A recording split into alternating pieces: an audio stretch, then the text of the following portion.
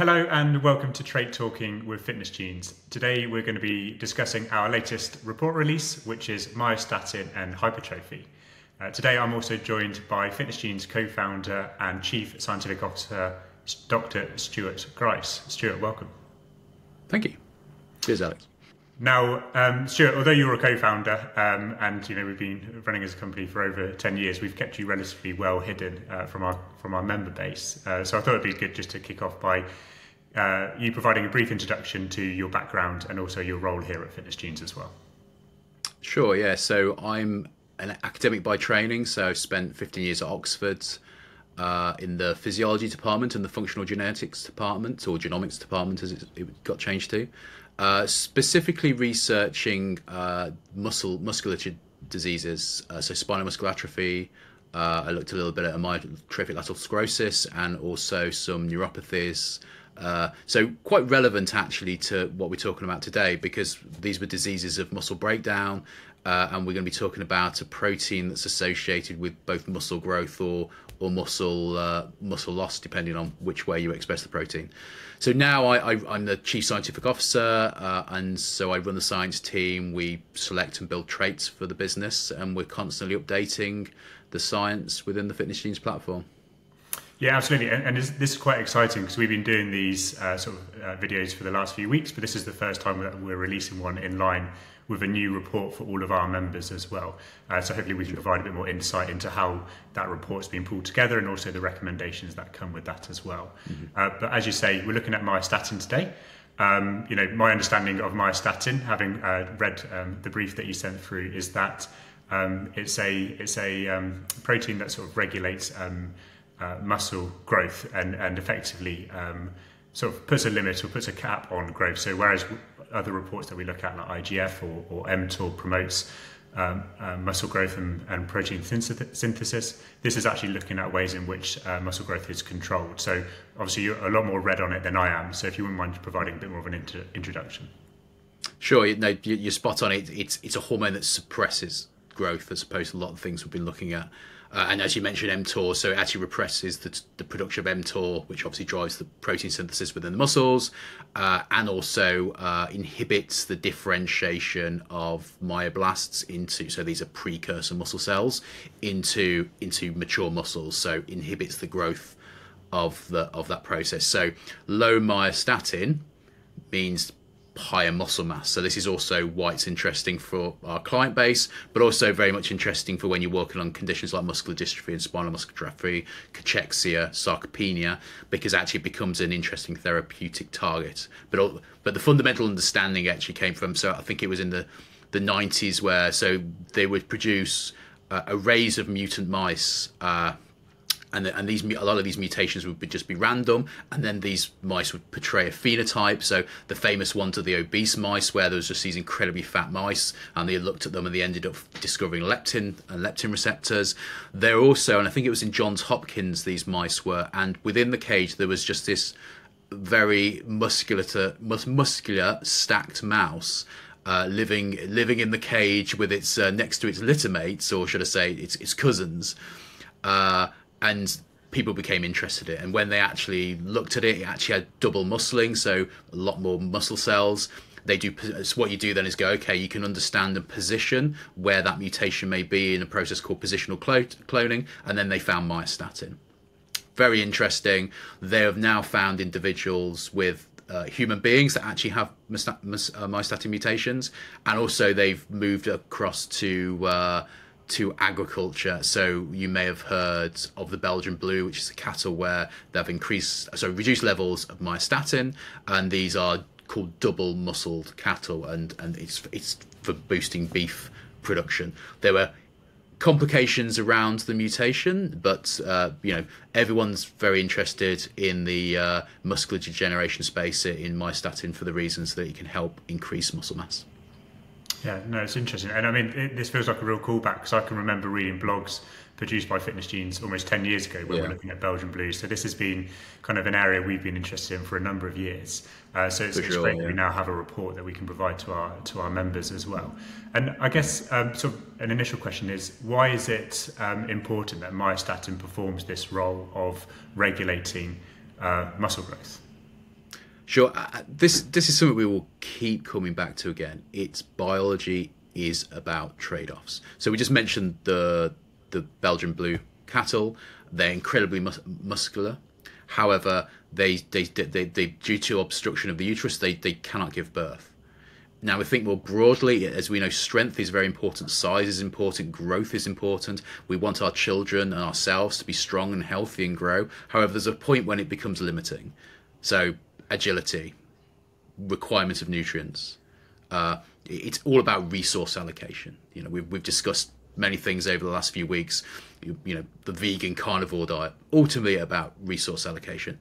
Aging and longevity, it's about resource allocation. So myostatin is important because you want to put balances and checks. I'm really starting to sound like a Labour politician here, in growth, because too much growth is bad, not enough growth is bad. So it's a fundamental, it's of the TGF beta family of growth factors, and it's an important regulator, so we just don't continually produce muscle mass. Okay, so although it sounds highly beneficial for someone who's looking to improve their body composition, or you know, someone who's interested in bodybuilding, actually there are certain health effects to excessive muscle growth, essentially. With excessive anything, and I think this is something we're going to keep coming back to. Sure, and I think talking about sort of Belgian blues is interesting because I think that's a really sort of like nice sort of like case study. But obviously, we're interested in the role that this performs within humans, essentially, and how that information can be used. So, based on my understanding of the company, I'm assuming that there are individual differences between people in terms of their myostatin production or expression and the role that it performs. Sure, yeah. So there's been a few cases of what are called very rare variants. So this will be a germline variant where a single individual will have a mutation in myostatin, which renders the protein generally useless or reduces the levels by a large amount. And these people are very strong. So there's examples of children who are a lot stronger and a lot bigger than their peers in terms of muscle mass. But these mutations, so really they're so rare, looking at them in our company it's not worthwhile. They're case by case basis. They're kind of clinical cases in a way. There's a second tier then, which are the more common variants, but they're still reasonably rare. And there's one in the myostatin gene, and it's the one we look at in our report, where it's a substitution of the amino acid lysine to arginine, which impacts the way the protein is processed and then reduces the levels. So if you have these rarer R linked to arginine in the amino acid variants, you have lower levels of myostatin, which means you're, in theory, more likely to have higher strength and higher muscle mass. And they do show studies where after weightlifting, hypertrophy exercise, resistance exercise, they do see increased muscle mass size in response to these protocols. Okay, so you say this is relatively rare. So how rare are we talking? So it is depends on population. So in some populations in Africa, actually carrying one version, we're talking one version, not homozygous. At the moment, it can be about 25% of the population, but actually within the Northern European populations and sort of the Western, as they're termed, but it's kind of like Northern European by ancestry, it is incredibly rare. It will be less than 1% to have homozygous mutants, but actually it is a few percent, about 5-6% if you're carrying a single copy. Okay, and that single copy still has those effects of increased muscle growth. Yes, yeah. So exactly, there's small studies that have been shown to have significant. Just carrying one copy can have significant impacts on the circumference of muscle and your response to training. Actually, yeah, because I did read one of the studies that you sent through, and I saw actually that in one of them, carrying one variant was associated with 2 to 3 times increase in bicep and quadricep size following resistance training or a period of resistance training. So actually increase in, yeah, significant. Yeah, increase in the obviously not the size in general, but yes, in the impact. It was a short study, but yeah, it shows it has a significant impact. Even carrying one of the variants has a significant impact for sure.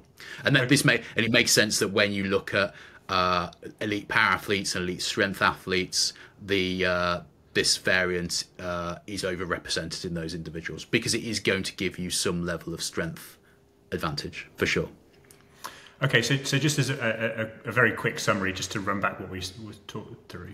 So myostatin, its role effectively is to regulate muscle growth. However, there are gene variants where actually that the function of myostatin is reduced, and therefore this results in greater muscle growth, which can be beneficial for sort of bodybuilding, but also potentially for sort of explosive or power-based sports as well. So in terms of actually what someone can do to reduce their myostatin levels based on its advantageous kind of properties, what kind of things can we recommend to our clients to do? Sure. Well, just as a primer on this, there's obviously a lot of antagonists being produced, antibodies that potentially can limit this, and this is on the clinical setting. So in the more interesting sports performance side, actually there are things going on, but in terms of what is non-clinical at the moment, as you probably would expect, lifting weights and exercising will decrease myostatin levels because it's a homeostatic response to that process. Now the flip side of that, if you go through sedentary periods of time, of course your myostatin levels are seen to increase. Now what can you do in combination with that? So most of the things I've seen are smallish studies, and they're having modest effects, but again you can add these modest effects up, especially as well when some of the things we'll be describing can have additional health benefits. So if it's part of your portfolio of things you do, it has benefits. The weightlifter's favorite, creatine monohydrate. So creatine supplementation has been shown to decrease myostatin when performing resistance exercise over just performing resistance exercise alone. So that is something that can be benefiting the growth. Then there's some other compounds that do have modest effects, but they're worth mentioning. Epicatchins, or epicatchins as you may pronounce them. So you found in green tea, actually found in coca as well. These are flavonoids that in small studies have been shown to reduce myostatin levels too. And again, they are modest, they are small studies, but we're describing a couple of things here that we know have benefits in certain, helping people regulate diet, regulate snacking with green teas, antioxidant properties, some weight loss properties with them. So again, if you've got them in your diet, think they'll be tweaking the dimmer switch on your myostatin levels a little bit. Then of course you've got flavonoids in onions, asparagus and berries. So again, I think there's a more broad reason for having those items in your diet, but again, healthy diets can be benefiting your myostatin levels. And then there's the last one is spirulina, which is a supplement, and again, small studies that have shown you're reducing your myostatin levels by a small amount. Now, clinically, what that means, there's obviously no follow-on study to go, and these people have then gone on to increase muscle mass by X, Y, and Z.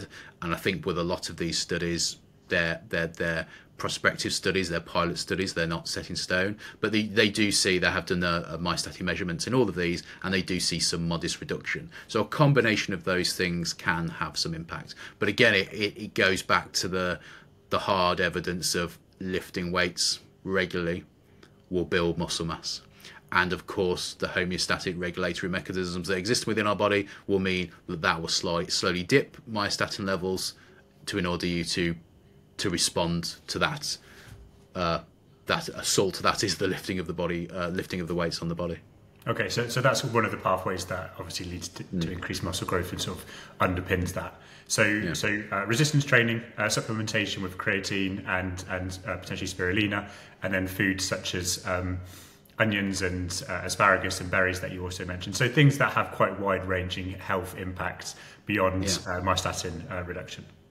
And I think this is, again, it's kind of when you're assessing your overall health, is you're thinking about, okay, well, what do I want to achieve, and also where are my sensitivities to certain conditions. Then you'll start to pick out foods. So, for example, if you're if you've got a risk of high cholesterol, particularly with people with hypercholesterolemia, of course there's clinical routes there, but you're going to add fibre to your diet. And particular fibres may also as well, with some of the foods we've described there, may also have impacts on myostatin. So, okay, well, I'm getting a double win here. And actually you can start to piece out all the different foods. And again, it's I think we used the term toolkit in the last, and understanding your biology gives you a better adapted toolkit to responding to your health needs.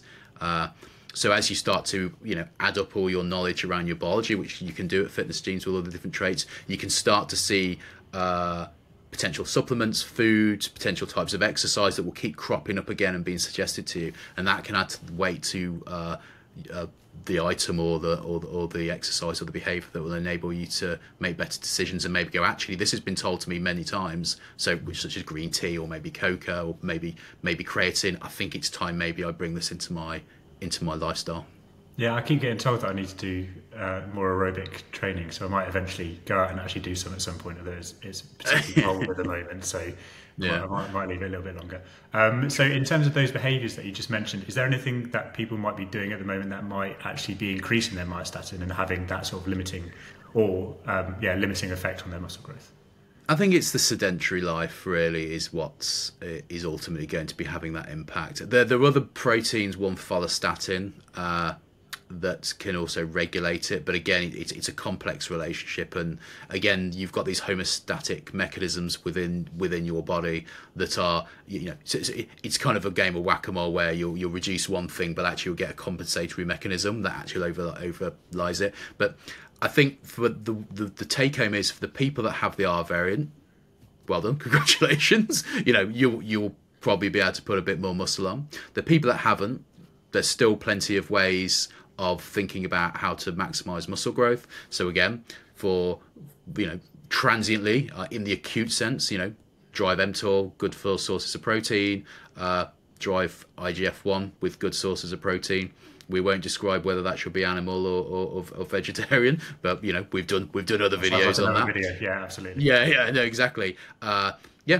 Good quality weightlifting. Rest is really important as well. Again, it all seems a bit glib, but good sleep, good recovery.